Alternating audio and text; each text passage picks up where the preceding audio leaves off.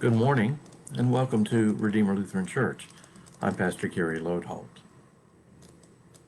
On Friday, Jesus is led a lot of places, and a lot of things seem to happen to him, but there's never any doubt that Jesus is the one in control of things. We're walking in the steps of Jesus this week, day by day, going through the events of Holy Week, and today we have come to Good Friday. We call it Good Friday not because it was good for Jesus. It wasn't. We call it Good Friday because it is good for us. It starts early. Yesterday I told you it was illegal for the Jewish council to meet at night. So the first thing in the morning, they ratified their decision about Jesus the night before, so it would be as legal as they could make it. Then Jesus was bundled off to Pontius Pilate.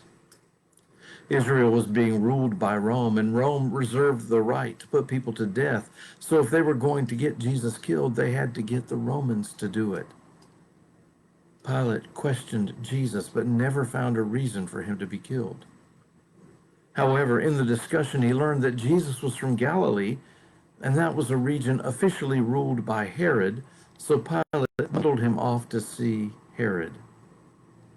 Herod wanted to see Jesus. He had heard of all the miracles Jesus did, but when Jesus didn't do any miracles for Herod to see, Herod was disgusted and sent Jesus back to Pilate. Pilate questioned Jesus again, and again found no reason to execute him, but the priest demanded Jesus' death. There's no record, apart from the Bible, that this was the case, but the Bible does tell us that Pilate traditionally offered a prisoner for them in honor of the Passover holiday. And the priest stirred up the people to ask for a notorious thief named Barabbas instead of Jesus. When Pilate wanted to know what to do with Jesus, they demanded he be crucified. And so Jesus was flogged, and then forced to carry his cross out to the place of his execution. Crucifixion is a gruesome way to die. In fact, what really happens is that your lungs fill up with fluid and you slowly drown. Jesus hung there for 6 hours.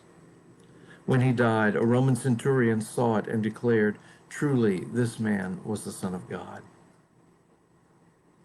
Now, please understand, I'm just hitting the highlights. There are many small and important details along the way of this story. One of those is that when Jesus died, the curtain in the temple was torn in two from top to bottom. That may seem like an odd thing, but this curtain surrounded the Holy of Holies. The Holy of Holies contained the Ark of the Covenant and was presumed to be the very footstool of God. God's presence was there in a way it was nowhere else. And only one priest a year was allowed to enter it, and only on one day each year. But the significance of the curtain being torn in two is that it says there is no longer anything hidden about God. God and the extent of God's love has just been revealed on the edge of town, hanging on a cross. And no longer can you think of God as confined to one place. In Jesus, God is loose in the world, and you don't know what God might do next. It's a profound moment, and one I think about every Sunday as I prepare the communion on the altar. There I unveil or reveal the very presence of God and God's love among us. The day ends as a secret follower of Jesus, a man named Joseph from a town called Arimathea, asked Pilate for the body of Jesus. Joseph lays it in a nearby tomb and rolled a large stone in front of the cave. And distraught with grief, Joseph and the women standing nearby went home. They thought it was all over.